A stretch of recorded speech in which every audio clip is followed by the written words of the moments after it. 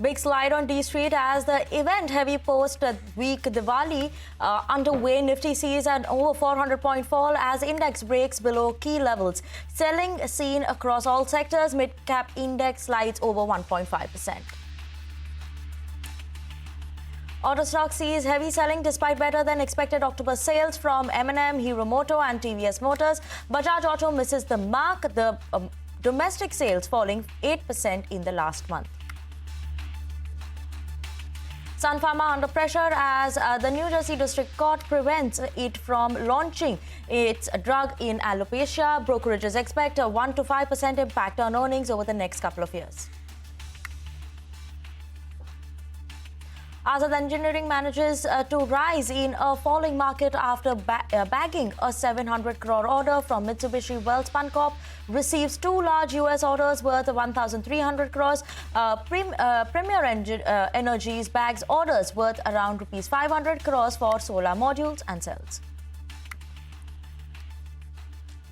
Shapoorji Pallonji Group infrastructure firm Afcons makes a tepid debut on the D Street shares list at an 8% discount versus issue price of 463 rupees. Management tells CNBC-TV18 that the company aims to grow at 15% FY26 onwards, with margins sustaining above 11%.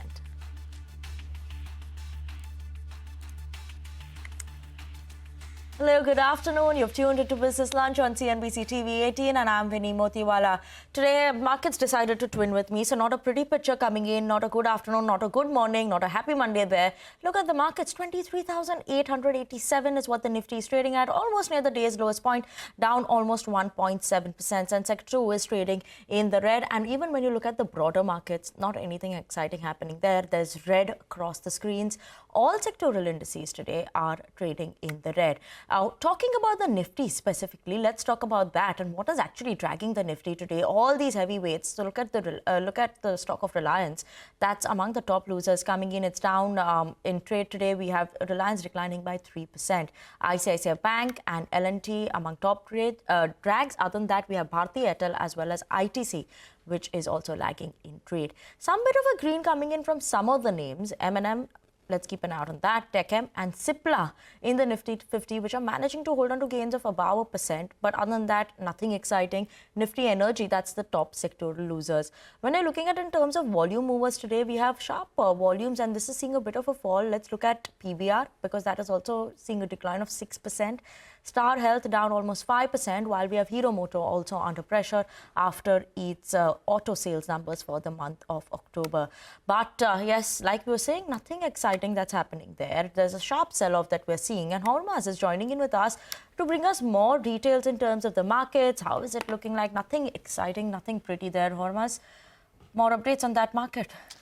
Well, it's almost, a lot can change in a month, right? And that is what has happened with the market. Almost at the end of September, we were at record highs, and from there, the Nifty is now down 9% from those levels of 26,277 that it had hit. Now, from that day, 48 index constituents are now trading with losses on the Nifty, and there are only two stocks that are in the green. SBI is one of them, and Tech Mahindra being the other one that is trading with some semblance of gains. But look at this now, out of the 48 stocks that are trading with losses, half the index has corrected at least between 10 to 20%, and that is the stocks that we're talking about. 10 to 20%, 22 stocks, 1 to 10%, 23 stocks, and three stocks have seen a correction of over 20%. So which are these names? Most of them are earnings accidents this quarter, and they are the ones that are leading the losses. IndusInd Bank was one of them. Bajaj Auto, you can attribute that to being the trigger for these extreme earnings reactions that we are seeing, because this was the first one. Hero MotoCorp yet to report results, but still down 21%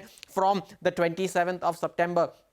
Some of the other names on this list, mostly FMCG names. Tata Consumer is one of them. Nestle, after a volume decline that it reported this quarter. Maruti Suzuki as well, after a disappointing set of results, down 18% from the 27th of September. But that is the Nifty. When you look at the sectoral indices as well, they are also seeing bigger losses. And the Nifty Auto, incidentally, made a top the same day the Nifty did. And since then, it's down 16% from those levels. The PSU Bank Index from its record high in June is down 18%. The Realty Index index is down 15, the FMCG index is down 12. Most of these sectoral indices have seen losses of anywhere between 10 to 20%. The media index too is down 21% from its peak that it had made early in July. The IT index, the pharma index, all of them seeing substantial losses from their respective highs. So not a good looking screen. A lot has changed in the last 1 month, but some of the analysts still predicting more downsides ahead.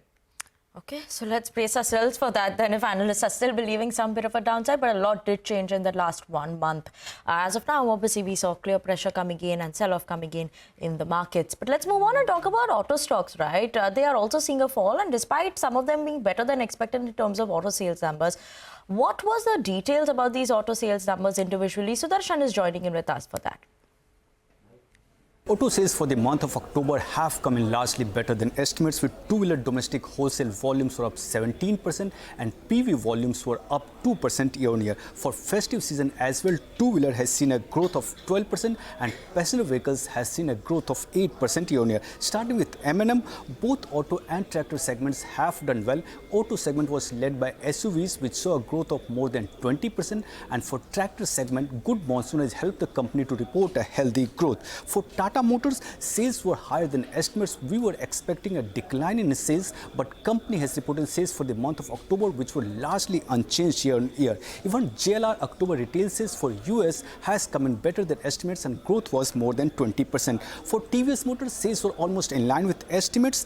Company has reported motorcycle sales growth of 14% and scooter sales were up 17% year-on-year. For Eicher Motors, company has reported highest ever monthly sales for Royal Enfield. Total sales have come in at 1.10 lakh units and growth was at 31% year-on-year. For Hero Moto, here also company has reported highest ever monthly sales. Even on Dhanteras Day, company has reported a growth that was in double digits and total sales were up 18% at 6.79 lakh units. For Bajaj Auto, overall sales have come in lower than estimates and total sales were dragged by domestic segment while exports have supported overall sales. Lastly, for Ashok Leyland, overall sales were below estimates except bus segment. All the segments have seen a dip and total sales were down 9% year-on-year. So overall sales were largely better than estimates, and if we talk segment wise, two-wheeler segment has done much better than all the other segments. Thanks so much for that, Sudarshan. But earlier on today, we also spoke to Rakesh Sharma, Executive Director of Bajaj Auto. Let's listen into some of the key excerpts of what he had to say and what's the conversation we had with him. It has been a smashing festive, though it started a little bit tentatively before the Shera, but by the time festive actually closed, it's been, I think, the best ever festive after COVID. At least I can say that from our point of view. The area of our focus has grown upwards of 20% in retail terms, which is the 125cc plus segment. EV two-wheelers is a triple-digit growth. I mean, it's almost doubled, more than doubled. Retails have more than doubled over the last festive.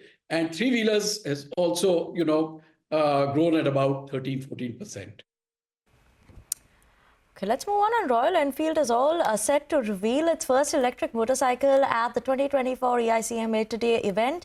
Shivani Vazaz is joining in with us from CNBC-TV18 to give us more updates on that front. Well, yes, big news expected from here in Milan as Royal Enfield, India's iconic motorcycle brand, gears up to unveil its first ever electric motorcycle today at the prestigious International Motorcycle Exhibition, or the EICMA 2024. With this launch, Royal Enfield is making a bold entry into the electric vehicle market. Now, what is generating even more excitement is the nostalgic nod to the past. The company's teasers have been linking this new electric motorcycle to the historic Flying Flea motorcycle, which played a crucial role in the World War II. Now, the new EV motorcycle will likely serve urban riders, reflecting a shift towards a practical city riding over the adventure touring. It looks like this is expected to be a fresh yet rooted in the classic Royal Enfield aesthetic. While exact details on the range, specs and battery remain under wraps, this is expected to be Royal Enfield's priciest bike, emphasizing a premium feel. Remember that the EV segment in India is dominated by electric scooters when it comes to the two-wheelers. So all eyes on the reveal of this new EV era, which is setting a new stage for the iconic brand of Royal Enfield. In Milan, Italy, this is Shivani Vazaz for CNBC. Thank you so much for that. On that note, we're going to slip into a very short break. Don't go anywhere. More and news updates after the break.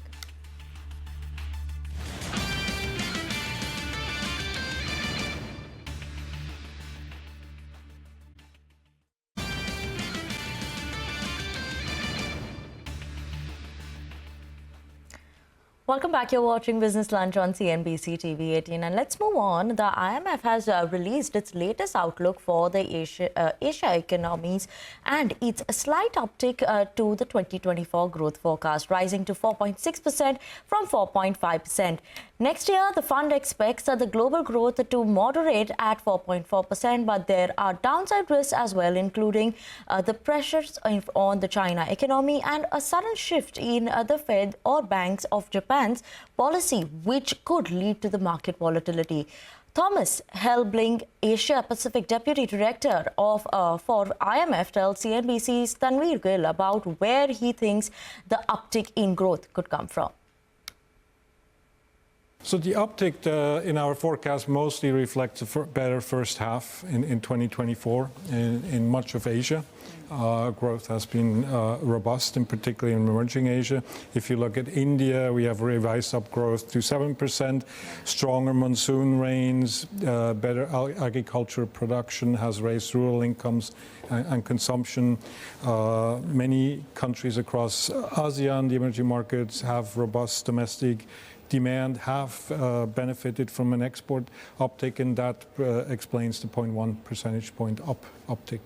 So you have revised India's growth to 7% at a time, and the RBI just most recently downgraded its growth forecast for the remainder of the year to 6.8% for the coming quarter. So is there downside risk to India's growth projection? I mean, 6.8 versus 7, I mean, I think it's in the ballpark. For us, India is the major, among the major emerging market economies, it's a bright spot, highest growth. Growth is robust. We expect growth to remain robust, so for the next 2 fiscal years around 6.5%. If you look at the 7%, or even if you look at the 6.8% you mentioned, we see this above potential output, so India's strong growth overall. Okay, let's move on to some national development. And air quality in the national capital continues to worsen even as schools reopen after Delhi's Diwali celebration. Abhimanyu is joining in with us with more details on that.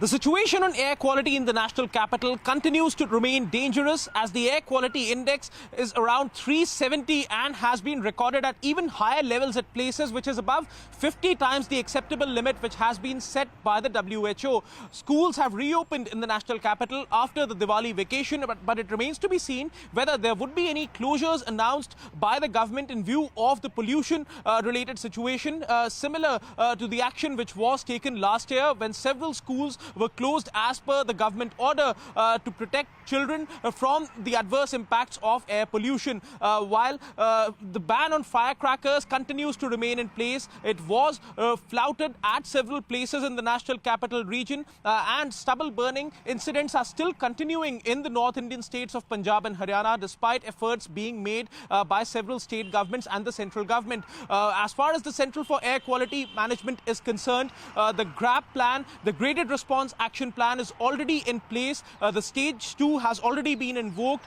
but it remains to be seen whether there would be any upgradation as far as ban on construction activity and further industrial activity is concerned in view of rising pollution levels. Thanks so much for that update there. But some more news updates coming in. And in a tragic accident, over 25 people, including children, were killed after a bus fell into the gorge in Uttarakhand on Monday morning. The bus was on its way from Garhwal to Kumaon when the accident took place. Search and rescue operations are currently underway. Okay, on that note, we're going to slip into a very short break. Don't go anywhere. We'll bring you more updates from the upcoming US presidential elections and the impact of that macros and equities. Stay tuned in.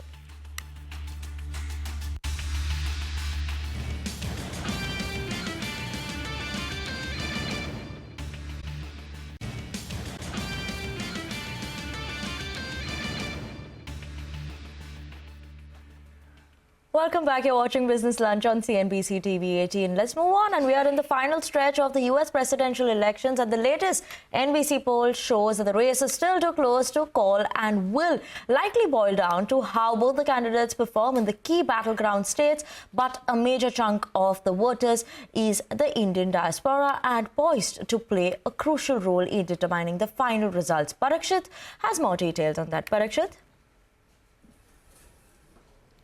That's right. More than 5.2 million people of Indian origin are there in the United States as of now. And Indian origin people are 1.5% of America's population. 70% of Indian Americans are US citizens. That is, they are eligible to vote. And 60% of them are between 18 and 64 years of age.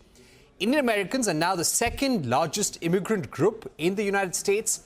150 Indian Americans are in senior government positions as of now in the United States, and 5 Indians serve in the House of Representatives. In fact, 2 more are in the running right now. As per the latest survey of Asian Americans, 55% of Indian Americans identify themselves as Democrats, 26% identify themselves as Republicans. Now, a number of Indian Americans identifying as Democrats has been declining since 2020. According to some reports, the Indian American men, that is the young Indian American man, is moving towards the Republican camp. This is what certain indicators show. However, Carnegie Endowment Center's latest report says 47% of Indian Americans identify as Democrats. This is down from 50% in 2020. 61% of Indian Americans plan to vote for Harris, while 32% intend to vote for Donald Trump.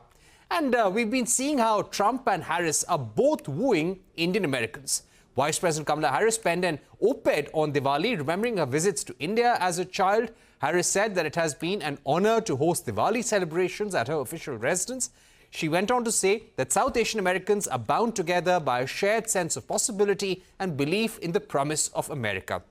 She often speaks about the contribution of her mother, who hails from Tamil Nadu, how she came to the United States, found the love of her life, got married, worked towards finding a cure for cancer as well. So this has been something she has often referred to during her campaign speeches. Donald Trump, on the other hand, has also tried to appeal to the Indian American voter recently. He has stated that he will work to protect Hindu Americans. He also said that he'll fight for the freedom of Hindu Americans against the anti-religion agenda of the radical left. Trump has promised greater ties with India and also with Prime Minister Narendra Modi. It is being said that if the Republicans were to win, then the mini trade deal would be back on the table, something that India and United States were negotiating in the last year of the Donald Trump presidency. But the Biden administration did not show any interest in a trade deal with India, and that fell on the back burner. So let's see what happens in the next 24 to 48 hours in the United States. Thank you so much for that, Parikshit. And you also can catch our coverage on the US elections later today, 6 p.m. onwards, where we will be joined by a host of analysts. Okay, let's move on. And now to understand the impact of both candidates, Donald Trump and Kamala Harris, could have on the macros and equities, we have Lata Venkatesh joining you with us with that. Okay, well, let's start with how Trump and Harris are perceived for each of the financial markets. Trump victory is seen as very positive for equity markets and very negative for bonds. Trump win is also seen making dollar stronger, and that'll have its repercussions. But first, the macros. On the macros, both Trump and Harris policies may lead to widening of the US fiscal deficit, but Trump will widen the fiscal deficit much more than Harris. Trump policies are seen pushing inflation higher. Harris win could mean, therefore, lower inflation. Hence, on growth, because of higher inflation, growth may be lower under Trump policies, but growth could be better under Harris. Trump victory will mean higher interest rates and stronger dollar. Therefore, it will be the opposite under Harris, that is, slightly weaker dollar and slightly lower rates.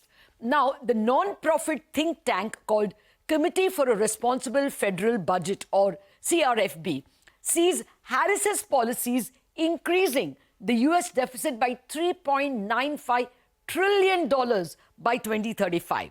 But Trump is going to be worse. His policies may increase the US deficit by $7.75 trillion, actually by double by 2035. The CFRB says following programs of Harris will increase expenses, extension of tax cuts for families that are earning less than $400,000, expanding the child tax credit to help families in lower income with more children, expanding the Affordable Care Act, which means higher insurance subsidies, supporting affordable housing, and increasing the minimum wage. The amounts are given on the right. I'm not reading them. Now, Harris will also bring in more revenues. She will raise revenues by upping the corporate tax rate from 21 to 28%, increasing capital gains tax. Now, that's why it's equity negative, upping the Medicare tax, reforming international tax rules, and lowering the cost of prescription drugs. That will, of course, mean lower revenue outgo. Trump is going to increase deficit by, of course, cutting taxes. We all know that, cutting taxes for corporates under the TCJA, that is Tax Cuts Job Act, exempt tips and overtime from taxes. Actually, Harris also has promised that. He will also end taxation of social security benefits. That's a huge outgo. And he will also spend less by reducing illegal immigrants into the country. Trump is going to raise revenues through tariffs and more tariffs. He will also reverse the energy policy and will exempt oil output. Of course, that's not his area. He will also end some education support programs. Let's come to immigration. On immigration, Harris will favor increasing legal immigration, while Trump is going to reduce all immigration across the board. Thus, Trump may actually end up tightening the labor market, and this can especially hurt infotech companies, IT companies. So what's in it for emerging markets like India?